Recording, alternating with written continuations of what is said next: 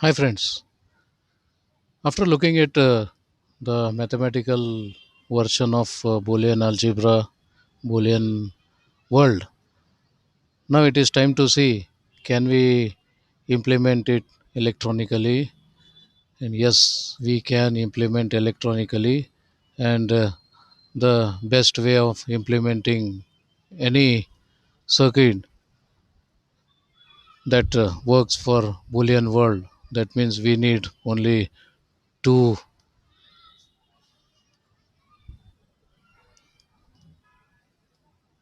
situations to be represented, whether you are trying to say yes or no.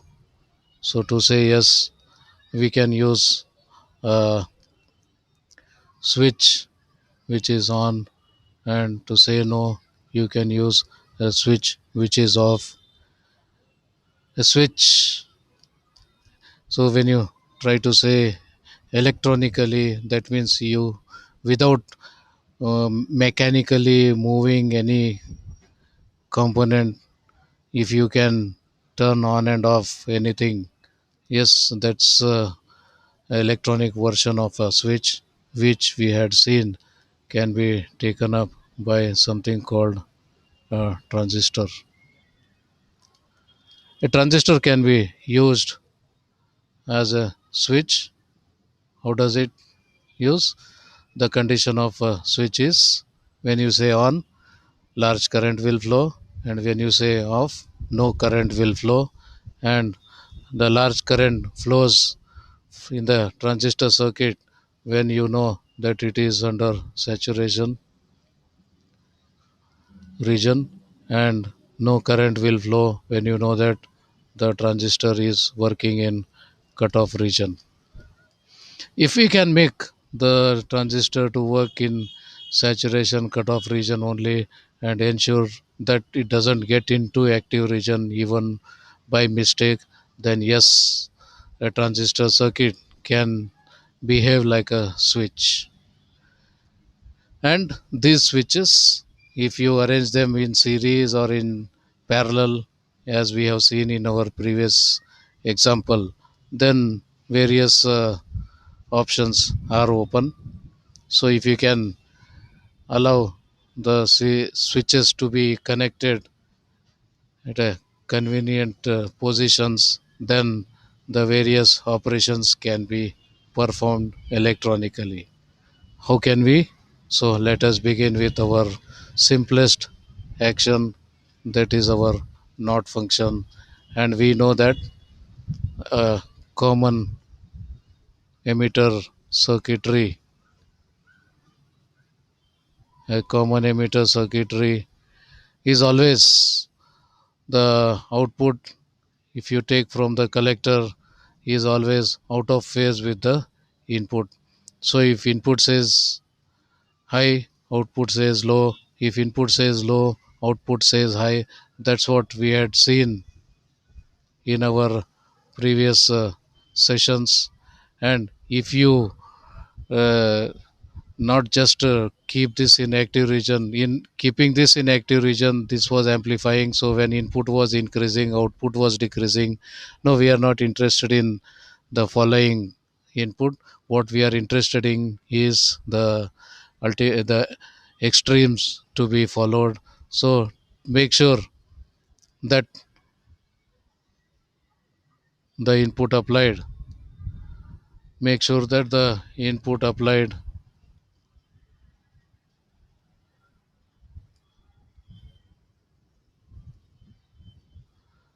will make the transistor go into saturation when the input is high, and the transistor goes into cutoff when the input is low.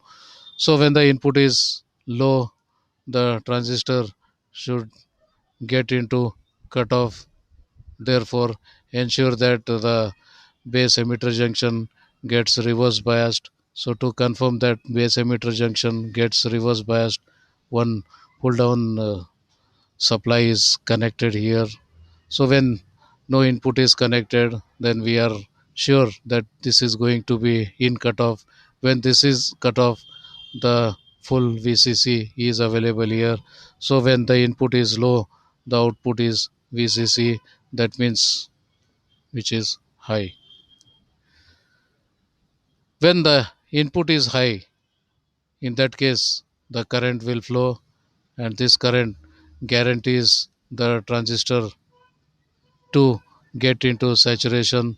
So I see saturation will flow, and because of high current flowing through the RC, the maximum voltage is across RC, and hence the output what we get here is VCE saturation, which is a very small value. So this can be taken as a low.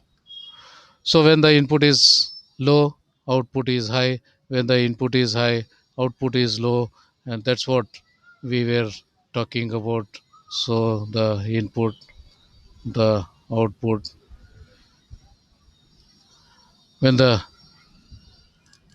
input is low, output is high, and when the input is high, output is low. The same thing now I can represent in our Boolean language. When the input is 0, that means low, output is high, that means 1, and when the input is high, that means 1, the output is low, that means 0. That's a truth table for a NOT gate. So this circuit represents a NOT operation. So a simple common emitter transistor circuitry with a pull down resistor, and ensuring that it works only in saturation and cutoff can be a NOT gate. Other gates, yes, little extra features need to be added, and how, let's see in our coming session. So till then, take care, see you, bye.